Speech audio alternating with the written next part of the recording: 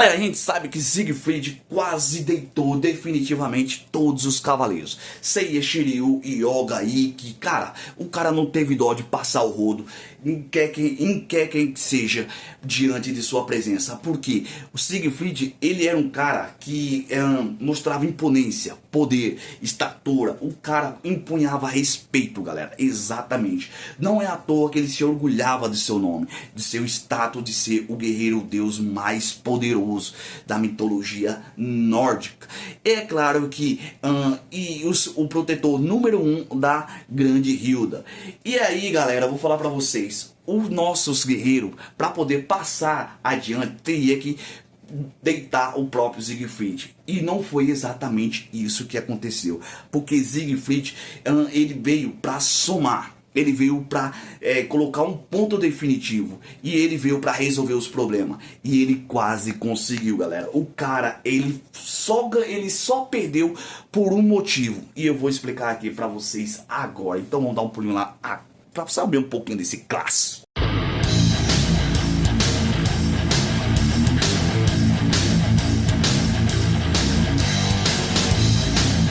Dom Coutinho na área. Galera, antes de começar esse vídeo, deixa eu pedir humildemente para vocês se inscreverem no nosso canal. Ative o sininho de notificação para vocês ficarem por dentro de cada lançamento de nossos vídeos. E é claro que nosso canal tá crescendo graças a vocês. Então, meu muito obrigado. Então, vamos ao que interessa.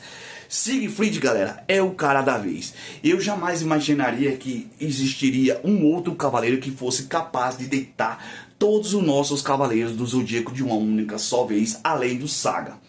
Exatamente isso. Além do Saga existiu um outro. Quem foi esse cara? Siegfried, galera. Esse cara Beres deitou todos de uma única só vez, porque ele, assim como eu falei, colocava respeito. Era poderoso, imponente e, vou falar, ele vinha para somar, ele vinha para dar um ponto definitivo no problema.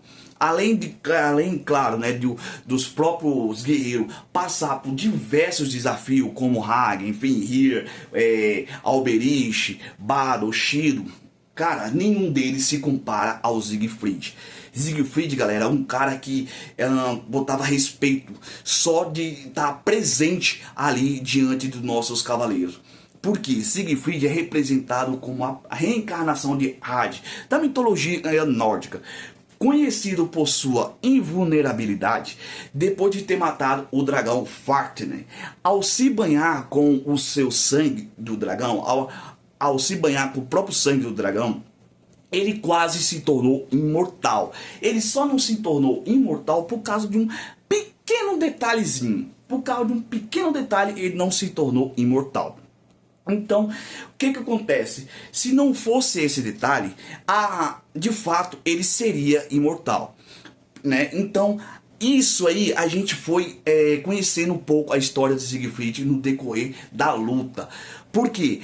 Diante de todos os desafios que o Seiya passou, para poder salvar Asgard e salvar a própria Hilda e salvar a própria Saori, eles precisariam passar por esse grande desafio que era o Siegfried. Galera, não tinha pra ninguém a presença desse cara. Por quê? Ele logo de cara já começou surrando o Seiya. O Seiya, com toda a experiência adquirida nas 12 casas, colocou em prática tudo o que aprendeu ali, né, utilizando nessa luta, entre outras, na saga de Asgard. Então ele se depara com esse guerreiro Beres. Cara, o Seiya partiu pra cima com tudo. Tentou de tudo, mas nada abalava Siegfried. Porque Siegfried era um cara, como eu falei, ele sempre foi imponente, superior. Então isso o tornava ele orgulhoso. E ele era de fato orgulhoso. Então ele pegou, surrou o Seiya.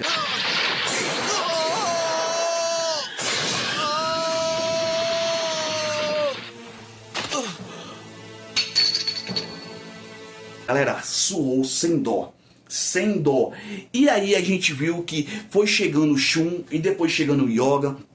Também foram surrados. Apesar que o Yoga não teve muito destaque em si. Mas a questão também foi o que? o Shun tentou proteger, né, proteger a si mesmo e o próprio Yoga com as suas correntes, né, de Andrômeda. Mas aí o que acontece? O Siegfried, ele tem um dos golpes mais apelão dos Cavaleiros do Zodíaco. Um deles era a espada de Odin, que fazia um corte ali no chão e todos os estilhaços vinham de baixo para cima. Espada de Odin!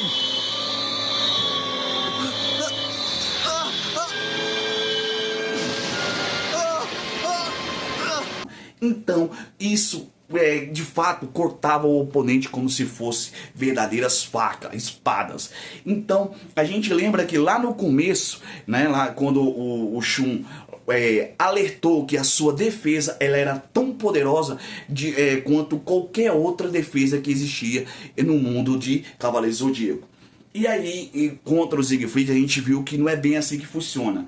Então, se o golpe vir debaixo das correntes, as correntes não faz efeito nenhum. E era exatamente o que o poder do Siegfried faria. Cortava ali e mandava todos os estilhaços contra o oponente. Além desse golpe super casca grossa, existia um outro, que era o que? O Vendaval do Dragão. Outro golpe super apelão, galera, exatamente. Esse golpe era muito casca grossa, mas ele também parecia um pouco com o Cólera do Dragão do Shiryu, e vocês vão entender por quê. Depois de deitar o Seiya, o Shun e o Yoga, eis que aparece o Ikki, exatamente a nossa esperança, a esperança que nunca morre. O Ikki peitou mano a mano o Siegfried. Vamos lá, Fênix! Foi um duelo badass, tão casca grossa que lembrou muito o Ikki contra o Saga de Gêmeos. Mas também não deu, galera.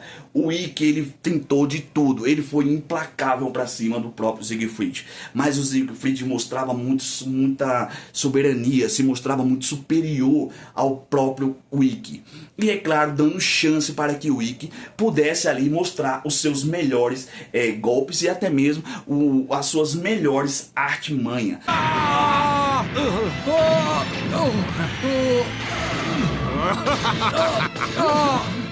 Mas isso não abalou nem um pouco o grande guerreiro Siegfried. Siegfried deitou o Ikki, exatamente. O Ikki, galera, a ave fênix, não conseguiu surtir efeito contra o guerreiro asgardiano.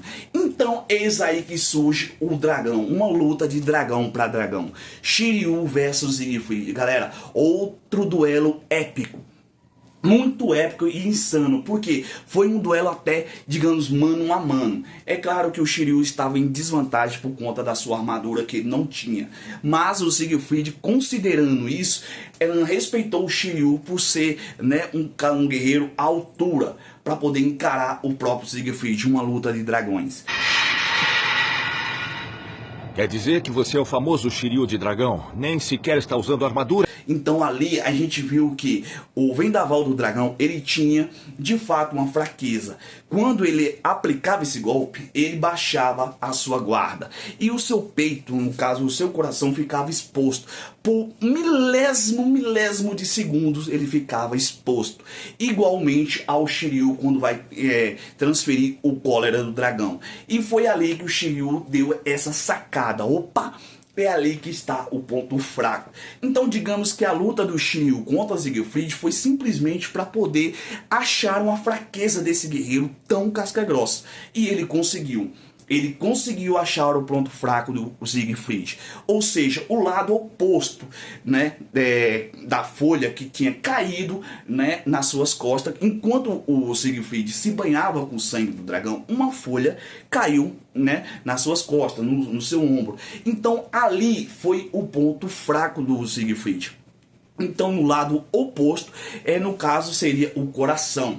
Então o Siegfried só não se tornou imortal por conta desse pequeno detalhe, por causa dessa folhinha, no exato momento do banho de sangue ali do dragão Fafnir, o Siegfried não se tornou, né, imortal. E é claro que mesmo assim ele ainda era um cara badass. Então Shiryu passa adiante a bola pro Seiya.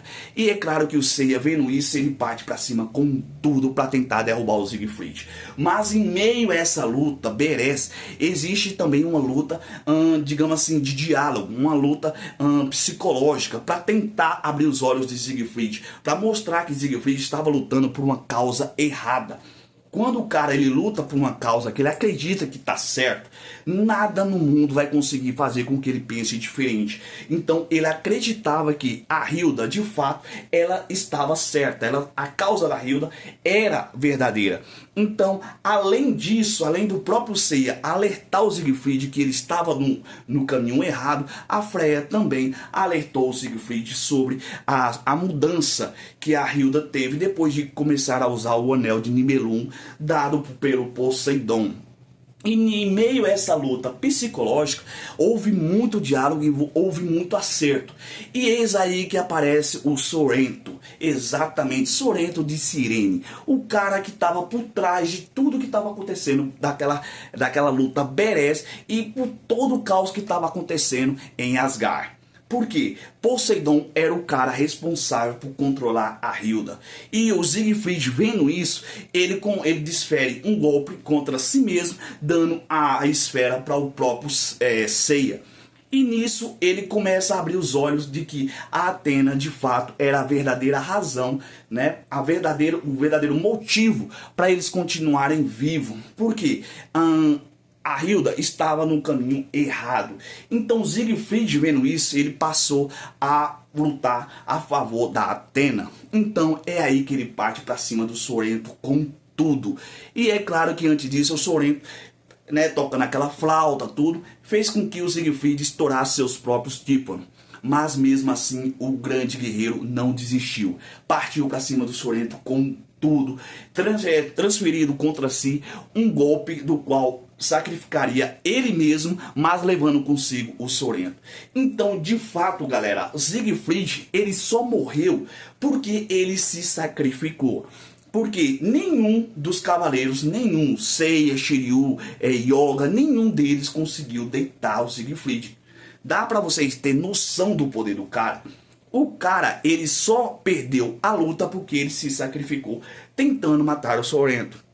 E é aí que tudo acontece. Acontece toda a magia. De fato, o Siegfried é um cara muito poderoso.